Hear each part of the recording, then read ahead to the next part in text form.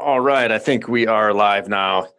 Welcome back to the Awesemo Odds Betting Show. I am your host, Jordan Frank. I am joined, as I always am, on these fine Fridays by my man Ben Raza. Ben, how you doing today?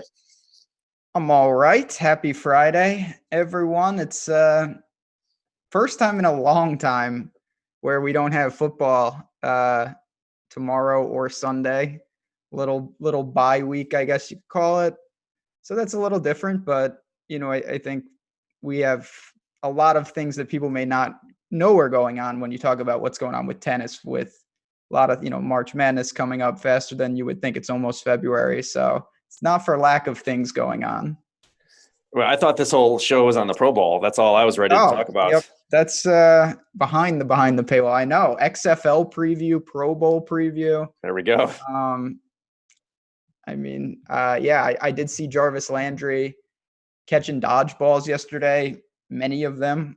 Good for him at the skills competition. But no, I'm not gonna lie. I've obviously been focused more on once football ends, the NBA, March, like college basketball, start to slowly take center stage in my world. Yeah, same with me. I mean, I know you follow college hoops a lot more than I do during this kind of time frame, but once we get through the Super Bowl, then for me, it's really starting to focus on college basketball. And we could talk a little bit about it today, but definitely in the next couple of weeks. And like you said, I mean, it's right. We're already at the end of January here. March Madness is going to kick in really quickly, so we're going to be diving headfirst into college hoops in the next few weeks. Absolutely. Oh yeah. I mean, we're in conference play. Uh, we'll get into it in full, but I was writing an article this morning, possibly looking for some March Madness futures. I've never seen a year where there's. I mean, it's as wide open as they can get. The 1 seeds to the like 7 seeds are. I feel like they'd be like a 5-point favorite. Like the one, in the tournament they'll be playing an 8 or a 9. Those games are like borderline toss ups in some of these in my mind. It's crazy to think how this could unfold. It really is, like, not to get too off on a tangent, but the No. parity that we're seeing this year, there's just no dominant team.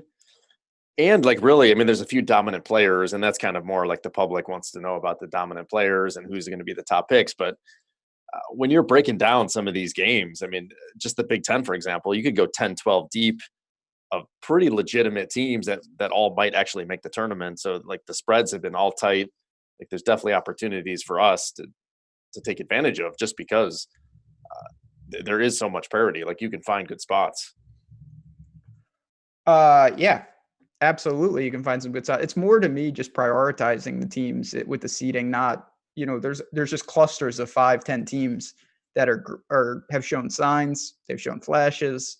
Some of them are going to be, again, they're going to be like 7 seeds. Others are going to be 2 seeds. I don't know how different they really are, but we'll have plenty of time for that.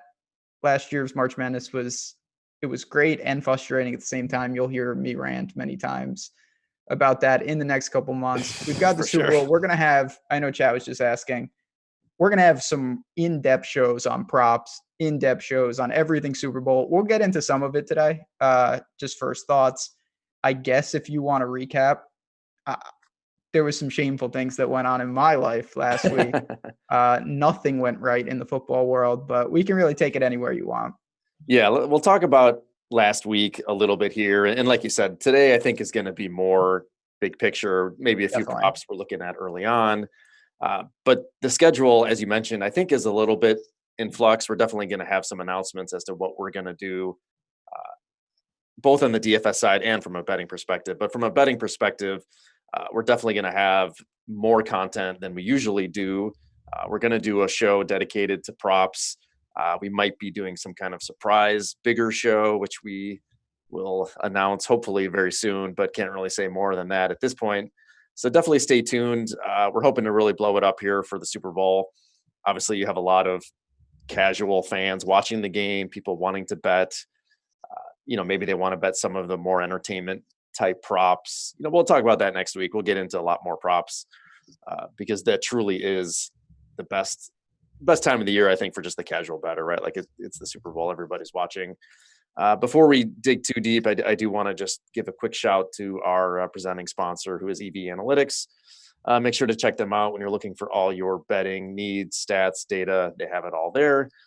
Also, want to reference real quickly. I know we got a couple promos going on. One of which is we got a Twitter giveaway, biggest giveaway ever. We need the Awesemo NFL handle to get to 5,000 followers by the Super Bowl.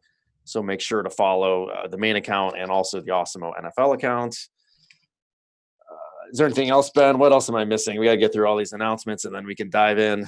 No, I think you covered it. The Like you professionals. said, we're going to have a lot of stuff. Stay tuned. We got promos.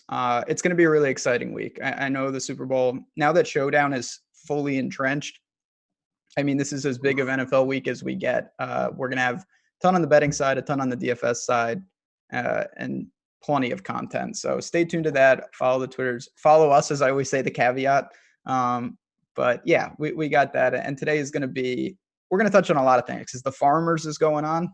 I feel jealous. Everyone I know, you're not there, but everyone else I know in California is there. So I should be there. you really should. Better than talking to me. Yeah. But I mean, I love talking to you, man, but I'd much rather be out in San Diego. I bet. I bet. But yeah, like I said, where do you want to talk about last week first? Or would you rather just forget what transpired? Let's talk about it. You want to start with let's start with the AFC since that was a game. I don't know, like going back a few weeks ago, I always want to pick out where I sound smart like that. That's always a fun game. It's few and far between, but we like to take our victory laps when we can. I I posed don't to have you, any. you've got more than you give yourself credit for. Not this week. But yeah, I posed a question to you about Patrick Mahomes. I don't know if you remember this, and I said essentially, have we forgotten or have we kind of lost the focus, or has he lost some of the luster from a year ago in that he was the best quarterback in the league last year, and then this year he had several injuries. He had the knee injury, then an ankle. Did we kind of forget how great Mahomes is? I know it's such a obviously simplistic way to look at this, but I feel like the betting market did to some degree because you can kind of look at the spreads and say they were a little bit undervalued even last week. I think we both were leaning Kansas City last week, but I don't know. Kind of, it's such a simple question, right? But did we kind of lose it? Everybody talking about Lamar and his great season. it, it's a tough question because I'll say this. When you zoom out, you beat the Texans and the Titans and you're in the Super Bowl. Not bad, right? I mean, at Pretty home, easy. pretty Yeah. easy. Like, not to take anything away from the Chiefs, but I don't know. I've seen tougher roads than that, to put it lightly. So, did we see something? I mean, of course, there's some type of overreaction. What the Titans were doing, it being so unique and so different, it was polarizing. What they did to Baltimore, I Mahomes is fantastic. When they get going, their ability to turn it on is great. It's going to be a fascinating matchup. Just looking forward, we're Yeah. going to again. I'm not going to get too into what I think about that just yet. Last week was I was kind of stunned how fast it turned, even though I saw it against the Texans. I thought the Titans could do more. And we saw it. They went away from Henry. Yeah, I know personally because I smashed over 22 and a half carries, and he had 18 or 19 at halftime, or 16 or 18 at halftime. He didn't Yeah. even come close to 22 and a half. They really phased him out, and they couldn't sustain drives, and that is a death sentence for a team like the Titans. Yeah, I was surprised too. He was on the field for most of the second half. Like Deion Lewis was getting in there, and I know you guys had talked about him on the DFS show that he might be a pivot. If Tennessee gets behind, he should be playing more snaps, and he did, and that was the game script that ended up unfolding. But Henry was still on the field more than I was expecting him to be. I mean, obviously, you need to have balance, and they didn't. Like you said, I mean, they didn't even. They gave him the ball only a handful of times in the second half, and they had the game, like they had the script that they wanted in the first half, at least the first quarter and a half, right? Like they were winning. Henry looked pretty good. They kind of went away from it when they got down a touchdown, which that's what we always wanted to see, right? Like what happens when somebody gets up on the Titans? What are they going to do? And we kind of saw that they really abandoned the run more than I would have expected, not being down that many points. Yeah, it was again, it's one game, so it's hard. It was a perfect storm with the double dip and some other things around halftime. it got away from them faster than I thought. When they went up 17-7, I figured at worst, maybe in the fourth quarter, the Titans might have to alter the game plan. But I Yeah, knew for the foreseeable future, maybe that they would lean on Henry. It didn't really materialize. Uh, I love Championship Sunday. It was pretty bad. I mean, the I second agree. game was awful. And there's not much to say about it. I couldn't believe. And I wanted to ask you this. You watched the game, I'm sure. It looked like Aaron Rodgers, not that he played egregiously bad, but it looked like he wasn't into it. It looked like he wasn't trying. He kind of just was very muted in expression, just kind of dazed almost. I hate to kind of feed into that, but I honestly felt the same way. Like his demeanor, like he's always kind of disconnected from his teammates, and there's a lot of like rhetoric around him and like his family and all these poor relationships he has, right? Like I don't know how that translates on the field, but it did look to me like I don't want to say checked out, but his demeanor did not, it wasn't like Tom Brady who'd be screaming at his players. And there's, we could debate whether there's value there or not, but it did seem different than kind of how Rodgers normally is. Cause he will act that way. Like you will see him like yell at his players and like really be demonstrative. And I didn't see it. No, and part of it was that, and again, maybe it's just because I thought that this was in the cards. He just, I thought they would get him moving. He would run. He just looked like, stunned in the sense of, he's fumbling, he's going down, he's throwing it out of bounds, just like Yeah. not going down swinging in any regard. Uh, Now, when you're getting, he did not play great. No. When you're getting gashed like that, it is demoralizing. I mean, just unbelievably, yeah, Mostert, that was quite a performance. So we've got time and we have a lot that we can talk about, but what is your thought on Rodgers? I know you like the Packers. Like, what is your thought on him? Just like zooming out on his career, like he's won one Super Bowl. He's had a lot of disappointing playoff losses. Look, you can say that for most quarterbacks, right? Like, Yeah, I mean, I'm a Rodgers guy, so let's be clear. There's in my mind plenty of data to show that A, he hasn't gotten the ball in overtime. B, his defense has been atrocious in a number of horrible. these games. But the way I do things, everyone can do things differently. I look at the best quarterbacks I've ever seen and the most accomplished quarterbacks I've ever seen.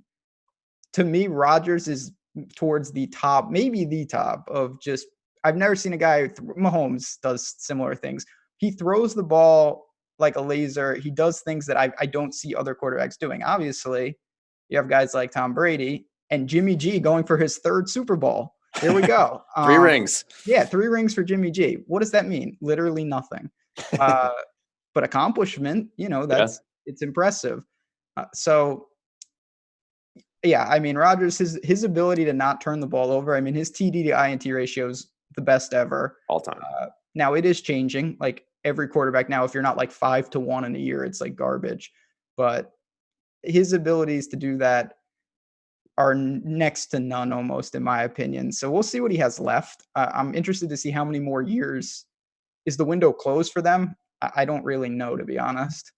Yeah, it's hard to say. I mean, he really didn't have a ton of weapons, right? Like obviously he has Jones and Devontae Adams, but like outside of that, they were really struggling to have somebody else step up and get open and be a reliable receiver or even somebody in the backfield for him to throw to.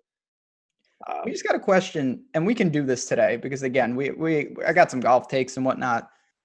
If your team is down a touchdown at the end of the game and you score, are you someone that would go for 2? I know that's a loaded question. Like, are you on the road? Do you think you're the better team? Yeah, But with the overtime, basically what we're talking about is you're not guaranteed. Now, a field goal doesn't win it, a touchdown does. I'm more prone to go for 2, just in general.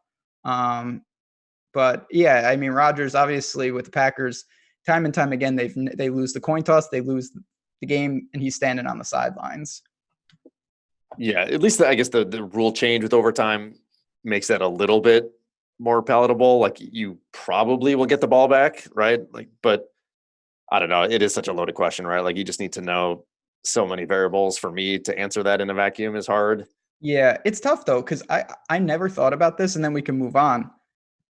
I used to think, God, it's so stupid. Both teams should guarantee to get the ball. But if you do it like that, the advantage of going second is massive.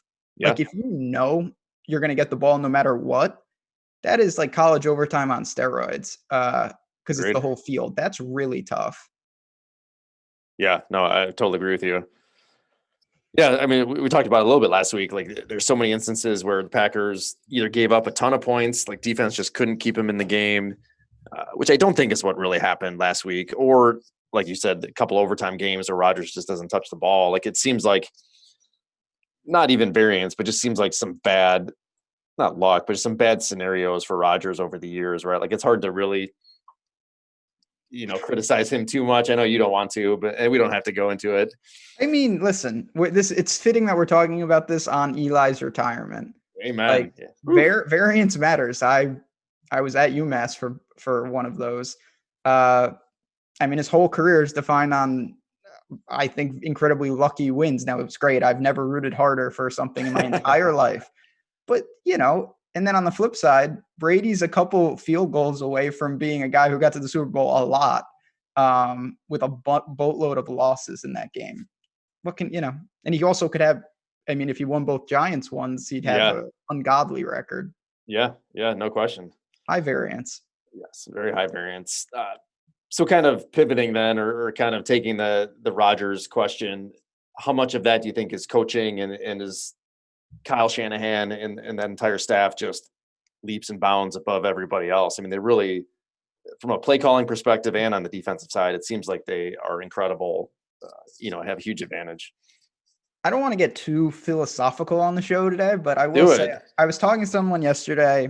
We were in premium golf chat and we were talking about Tiger, and they were saying, and I totally agree, now, and we've known this for a while, like golf's so competitive because of Tiger. He's playing all these guys because he's changed the game. And I think in football, not that there was a person who did this, but we're starting to see, I think, a changing of the guard where we just have people who are super sophisticated taking over these teams, whether it's, it's the analytics, I know all that, but what Shanahan, these guys, the way they design these plays, it's just so hard to play defense. The rules don't help, but it's Yeah. unbelievable how dynamic some of these play callers are. And I think that's going to become the norm. And in 5 years, I think almost every team is going to have guys who are really good at innovating, that get different personnel involved. I mean, just to jump back for the Titans for a second, they're on the 1 inch line.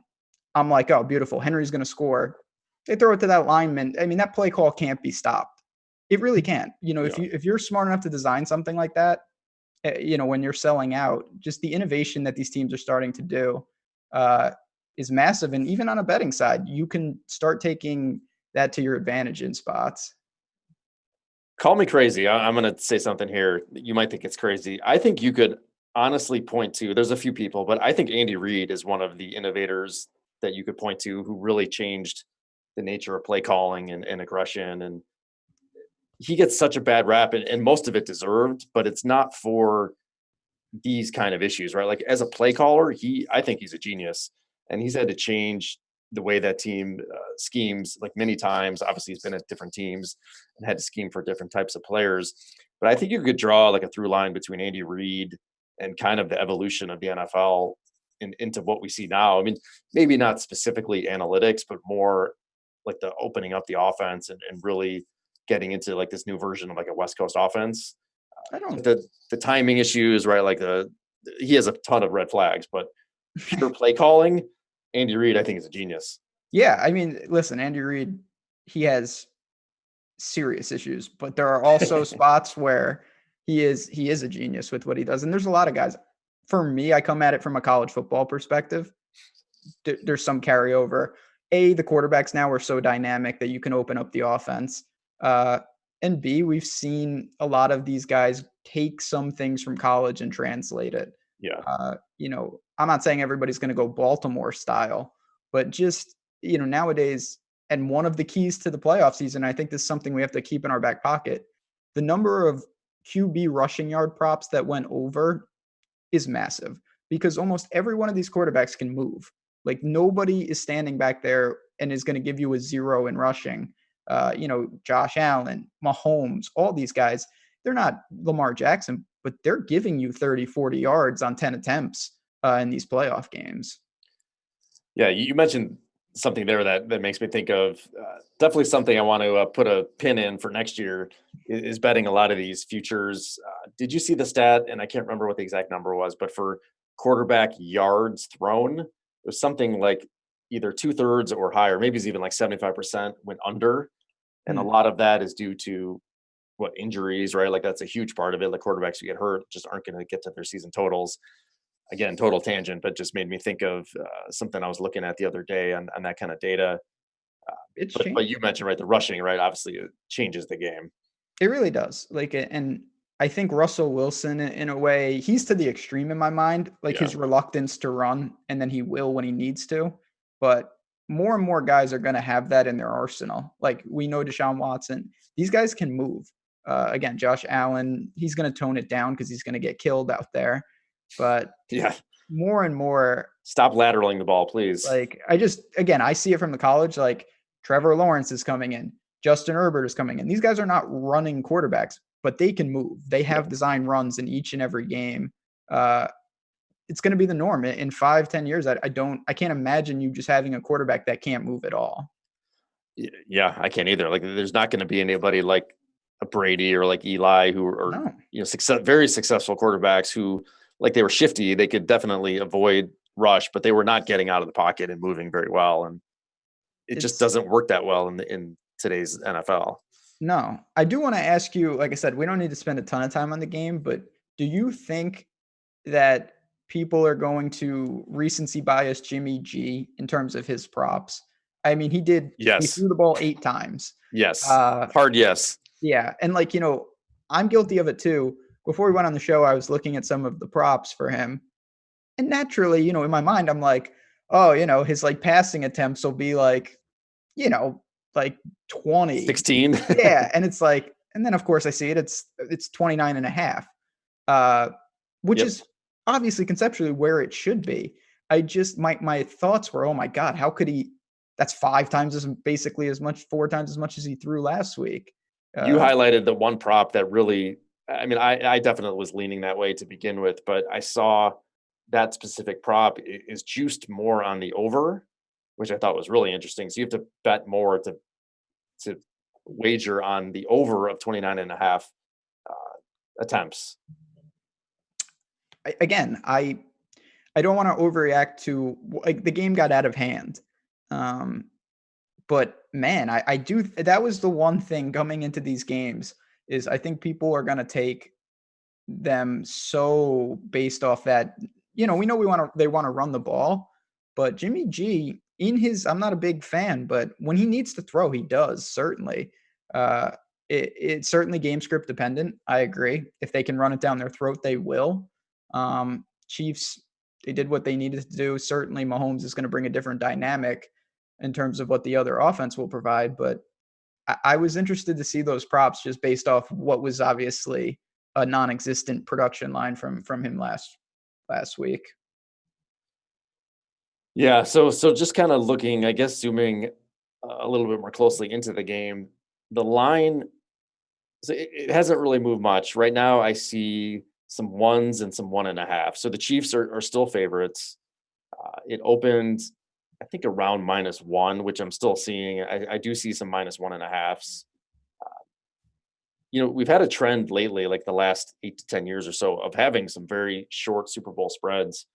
Going back before that, like there was 20 or 30 years where I feel like there was no spreads within 3 points. So uh, I even see actually some picks. I think it opened at pick, actually, is what I'm seeing now. So obviously a tight spread. The money is pretty even right now. We're more than a week away, so there's not that much I want to dig into with how the spread is moving.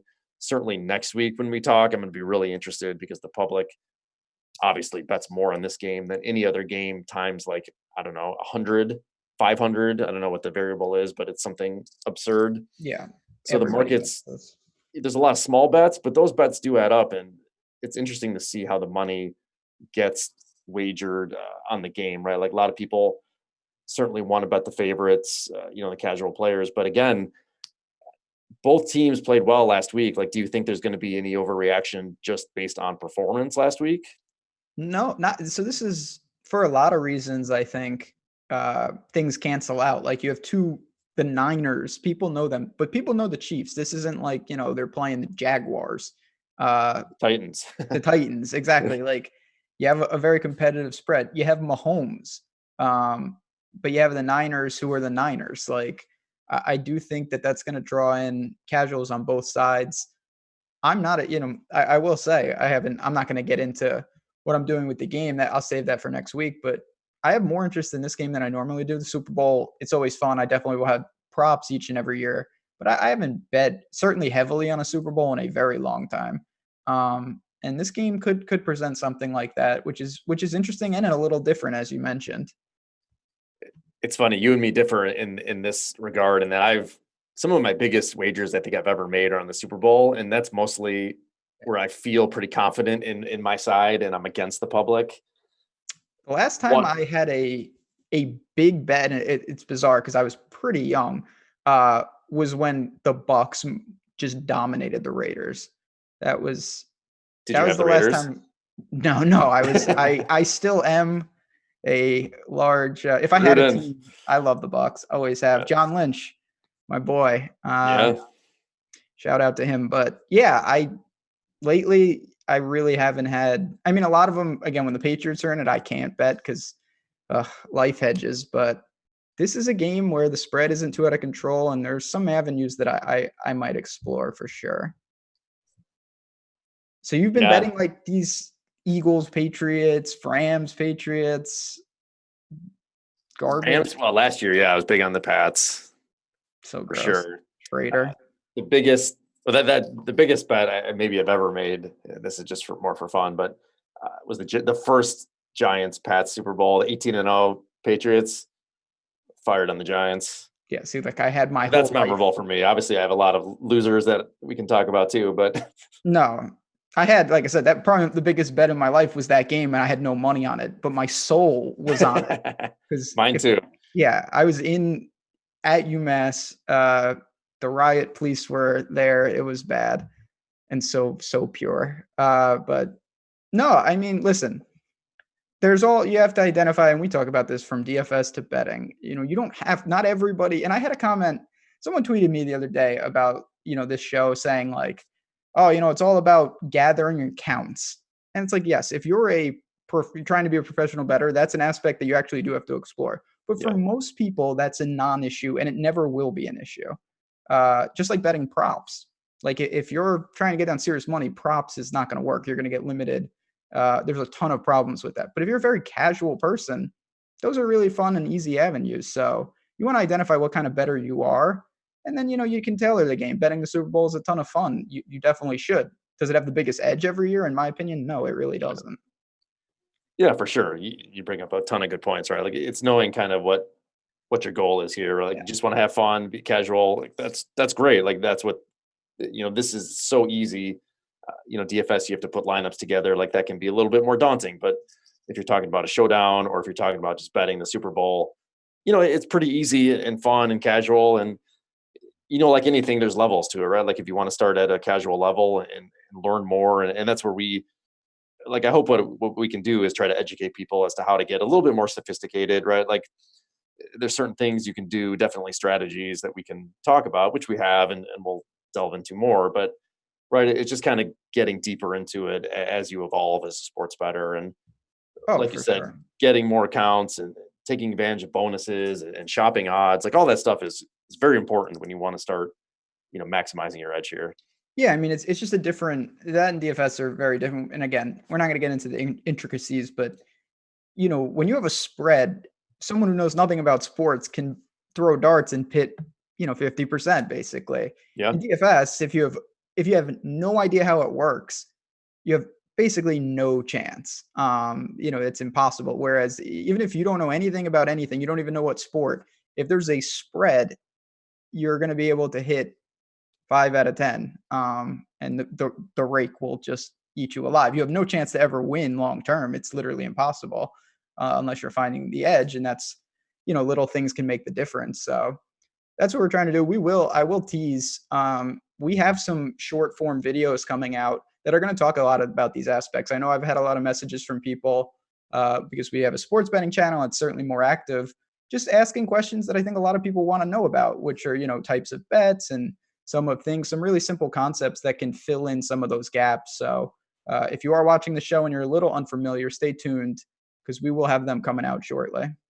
Yeah, that's a good point. Like the educational aspect of it is so important. Like we can help you with that foundation. Like really, kind of get your feet wet a little bit, explain the basics, kind of go through how to make a bet, what the different types are. Like we kind of talk sometimes, through different bet types or maybe some more complicated concepts. But we'll get there. Like we're going to build upon it and get everybody to the same point at some time. So that's kind of the fun part for us. Yeah. I mean, there's two ways to really go about sports betting. You can, build up like that, learn the terms, or you can just bet North Florida in college basketball every single time they play, and then go to the window and cash those tickets. The Ospreys last night beat Liberty outright. Nobody cares. Biggest game in the Atlantic Sun, though. Liberty was 19-1. So I just wanted to get that in the show before I forget. North Florida, 15-4 against the spread, I believe, on the year. That is what I'm talking about. The Ospreys. Ospreys. Yeah. I can't get enough. I'm obsessed with this team. And I will say, being serious, in a sport like college basketball where you have 350 teams, before the year, if you can identify maybe a couple teams that might be undervalued and kind of bet them in a macro way, it can work out. Now, obviously, the lines will adjust and you have to try to find, but I do think there is abilities to find an undervalued team like that. It's easy when it works out like North Florida. Sometimes it does not, but that is one way to be effective if you do your homework before the season. Yeah. There's no doubt about it, right? You can find such bigger edges in those types of sports, going back to kind of the Super Bowl and how it's sometimes difficult to be profitable. Just one game, everybody, right? It's the most efficient market at the NFL, and then it's just multiplied by such a huge factor when you talk about the Super Bowl. Obviously next week we're going to break down a lot more. One prop I wanted to ask you about is the MVP prop, which is one that a lot of people talk about that gets a lot of action. Mahomes obviously is the favorite. I'm seeing like right around even, like maybe some minus 110, some plus 110s. I think that's probably pretty crazy to bet at this point. If you like the Chiefs, you could just bet the money line. It's going to be like the same bet. But Jimmy G to me is interesting. I'm seeing plus 250. I hate you. I was just going to say that. I got to steal your thunder, I guess. We don't talk about this before. We really don't. No. I mean, we come about things in the same way. Just I know I'll speak for me and then I'll pass it right back to you. Who is after last week? Everyone, oh my God, well, if the Niners win, it's going to be a running back. And obviously if the Chiefs win, it's going to be someone on the Chiefs. Jimmy G if the Niners win, I think is very live to be the reason. He's a quarterback. And coming off last week, if he would have just thrown 20 passes in that game, these odds would not be where they were, in my opinion. Oh, I totally agree with you. For basically a pick'em game for the quarterback to be at those kind of odds is unheard of. I don't know. I'd have to go back and maybe next week I'll try and get that data, but I don't think that's ever happened.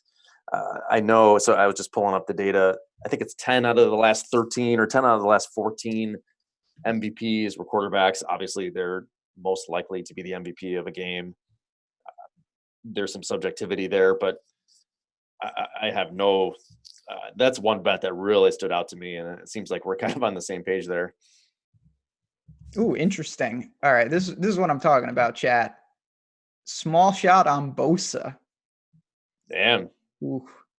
I mean, he's probably gonna have to score, or you hope the game ends 13-6. Interesting. Yeah, the defensive MVPs are few and far between. I'm seeing for him 33 to 35-1. Obviously, that's reflective of probably the probability, maybe a little less, but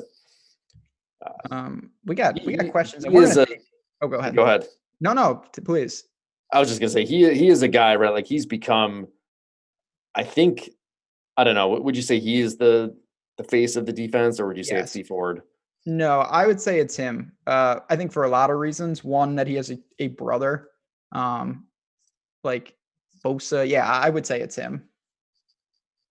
Wouldn't you? I think so. I mean, just looking at the odds, I mean, D Ford is like way down there. I think he's getting. I mean, he's an incredible player too, but he's getting a lot of publicity. Obviously, he was on the Chiefs last year. He was the one who was offsides on that play against the Patriots. That I uh, remember. I remember that one all too painfully well because I thought the game was over and the Chiefs were going to the Super Bowl. So he's been getting just a little bit of I don't want to say support, but kind of just some public, following, I guess you'd say. But yeah, what were you going to say before that? No, I was just saying, Chad, if you have questions, drop them in. We're getting a couple questions. It's going to be rapid fire. We're all over the place.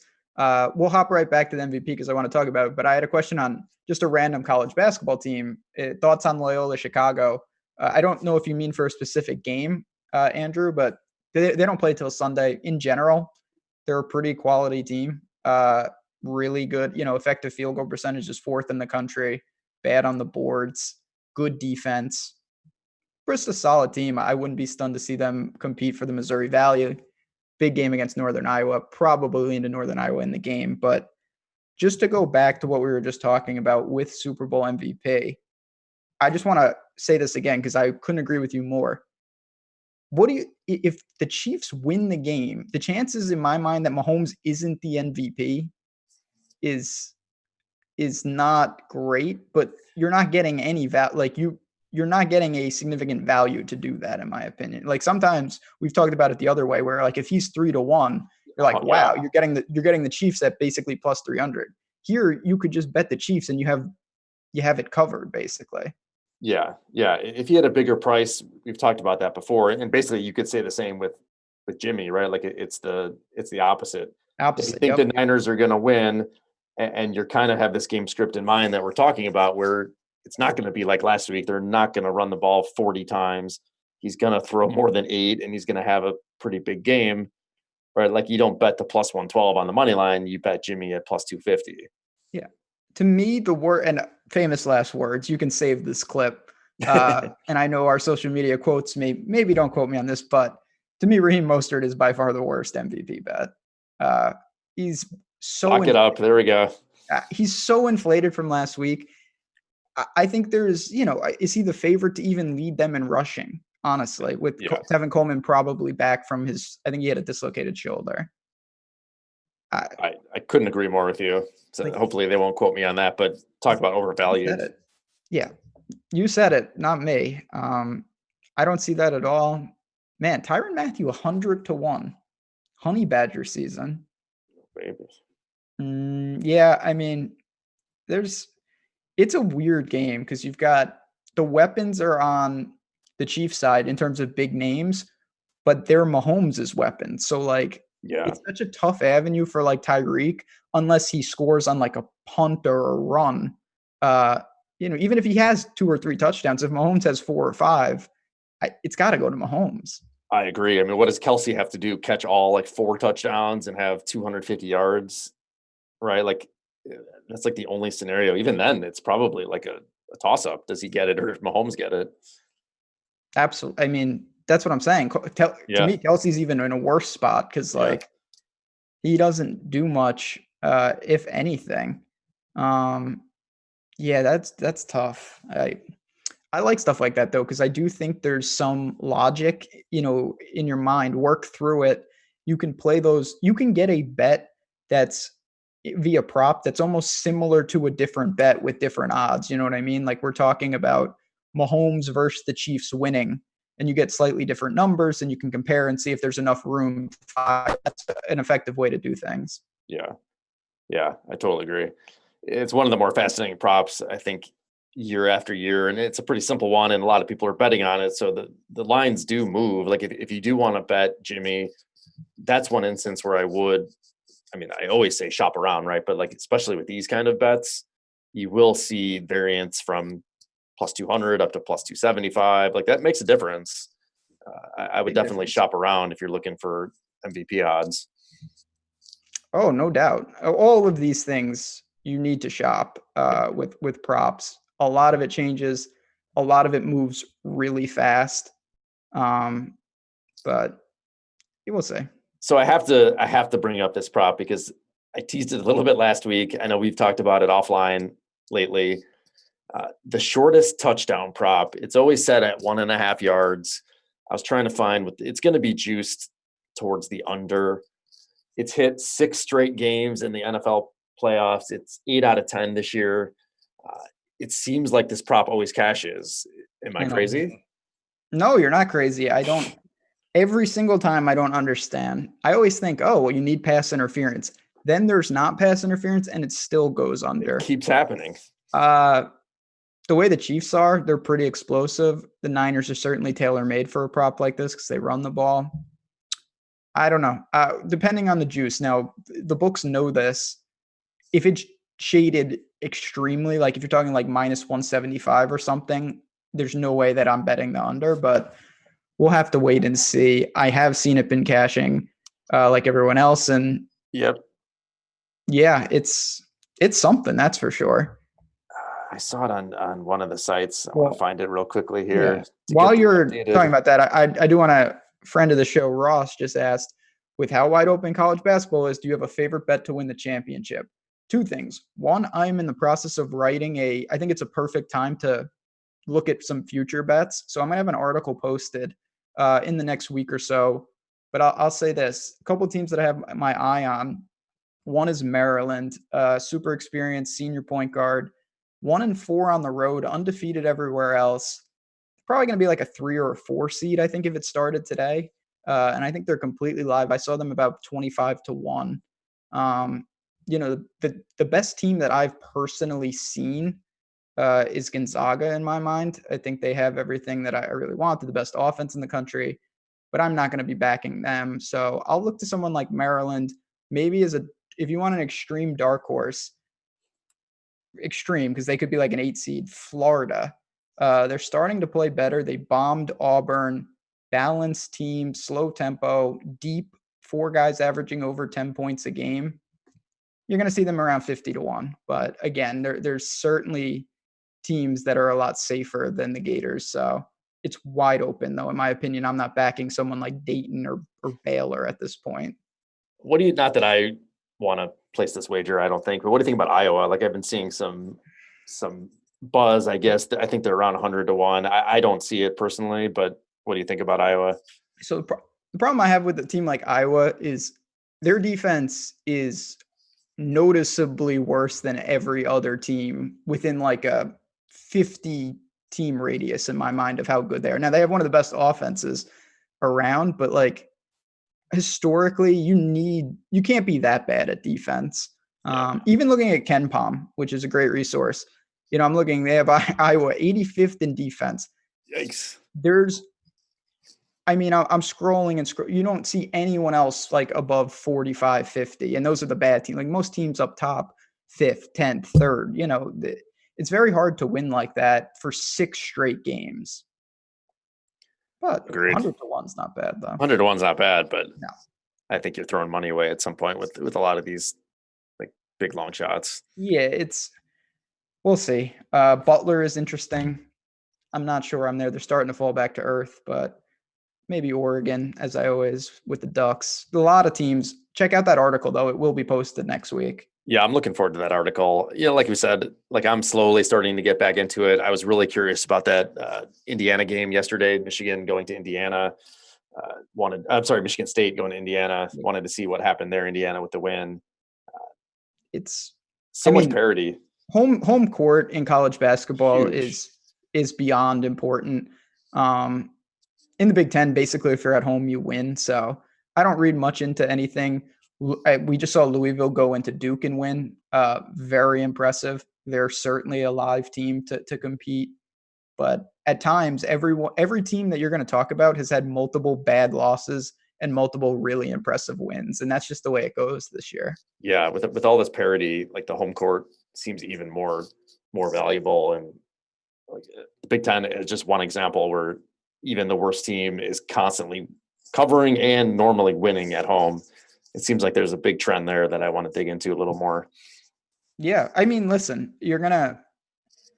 teams are going to have ebbs and flows, and that's why the futures market, you can lock in value. A team loses a couple on the road, you're going to see these future odds plummet, and I don't think it means much. And likewise, a team like Florida, and I'm guilty of this, they just bombed Auburn at home. Now I'm like, oh man, they really are. They have that gear. I think I knew they had that gear. I wanted to see it a little, but you don't want to be overly deterred by a couple of bad losses. And on the flip side, a couple big wins. And there is only one team that's undefeated in all of college basketball still, and it's San Diego State, who they're doing what they can. I have absolutely no interest in backing them because they're undefeated. So Yeah. interesting though. Yeah. Oh, yeah. Yeah. We'll deep dive into that as the season progresses for sure. Like we said, with the Super Bowl next week, stay tuned. We're going to have an announcement as to, Oh at yeah, least on the betting side, what we're going to do. It's going to be at least a couple shows, I think.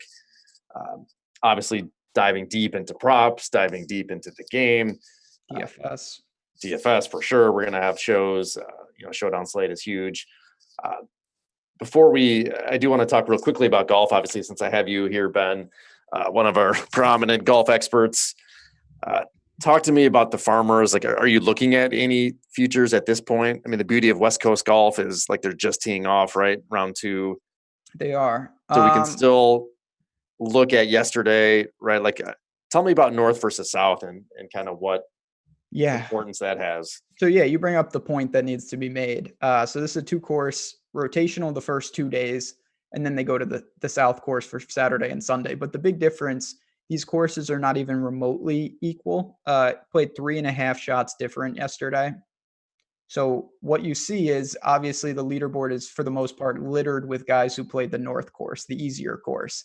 Yeah. Now they go to the South and vice versa.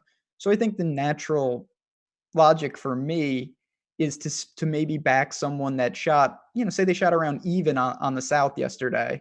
They don't really stick out on the leaderboard. They're 5 or 6 shots back, but they're playing the North today. Most of the leaders are doing the opposite. That's where you can pick up ground. Now, of course, your boy, there is an exception. Bubba Watson tore apart the South. He did. North, but the odds are certainly reflective of that. Yeah. I'm looking at, you have guys like Decky in that 50-1 range, who again, he wasn't great. He was 1 over.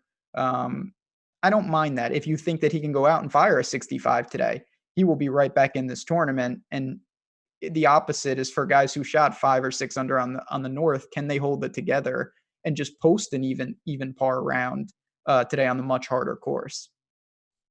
Yeah, right. The dichotomy there is so stark. So tell me about this Sebastian Kaplan guy. He's ranked like what 340 in the world. He was on the South Course too yesterday, wasn't he? He certainly was. So he rips it up, and he's still obviously well, you'll tell me, right? He's a relatively unknown guy.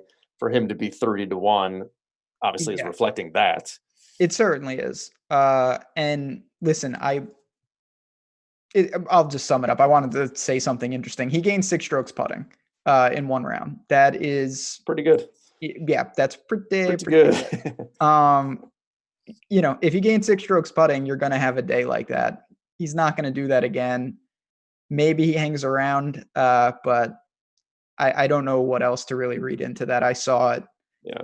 And that's tough. But there is a ton of guys that posted good scores on the North yesterday, 3, 4, 5 under, and now they go to the South and they're going to shoot over par. We still have Rory and Rahm up there. I'm probably in that next tier. There's guys like Leishman, Hideki, he's going to the North. Even Finau is hanging in there. Those type of guys, if you don't want to back, I mean, Rory's 4-1 live. That's a tough sell for me, even though he's Rory. Yeah. Yeah, that seems just too low at this point. Yeah, Sebastian Kaplan, good for him. Yeah, you got to be careful with that stuff. But the one thing I'll say in golf in general is don't overreact, especially when it's 2 different courses. I mean, you guys are going to play the South 3 times. The order of that's not going to matter when it's all said and done.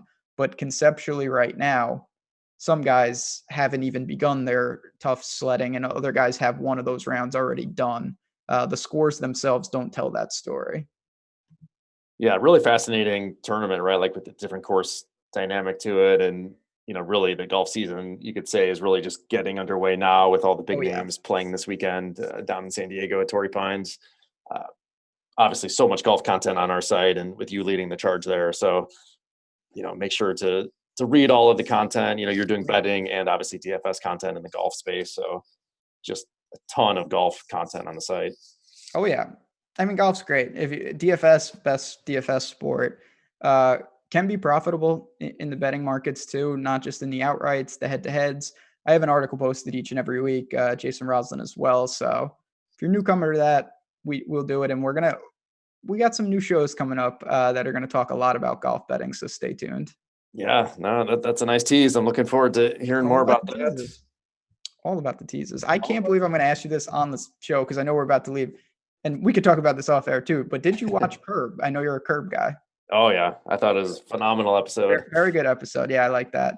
Um, that's another story for another time. But yeah, we have a lot of fun stuff. I will say real quick, chat, as always, even in the off week for football, you're here, you're engaged. We appreciate it. If you can hit the like button, it does a ton for us, allows us to do these shows and bring more shows to the channel. So that's what we're going to keep doing. Yeah, Any Ben, final before we get out of here, I do want to also mention one of my favorite shows that we did last year is quickly approaching. It's actually earlier this year, was the Oscars show. I don't know if you remember, you brought Jessica on an Wellman? expert. It's only a few weeks away. Yeah, last year we did it with Jessica, and she was fantastic. I hope that we do that again. Parasite, I have a lot of questions. Have I you have a seen it? lot. No, I have not, but I hear it's fantastic. Yes. And yeah, listen, that's coming up. It's not too close, but the Olympics are this year. I certainly bet the Olympics heavily. I think there's a lot of edge in doing that, so we're gonna have content on that. That's what I'm saying. Football's going away, but don't think that this show is going to be dormant. We have a lot of things coming up. That's for sure. That's for sure. There's never a shortage of events or games or sports we can talk about, and we Right. pretty much hit everything. Yeah, so I think it's a good place to kind of put a pin in it for now. Like we said, stay tuned next week. We're going to do super deep dive into the Super Bowl, obviously, props, game, everything you can think of. Ben, any final thoughts for the weekend? A lot of golf to sweat. We got tennis. We got the Pro Golf, Bowl. tennis, Pro Bowl, yeah, college basketball. No, I think as always, we hope that you want to be part of the community, even if it's just for a trial. Sign up for a week, and if you do, hop in Slack, say hi. I'll be in there talking sports. We have a lot of sharp members breaking it down. Great tennis guys. I'll be leaning on them for some Australian Open tonight, and it really makes it a fun time. So we hope to see you guys soon.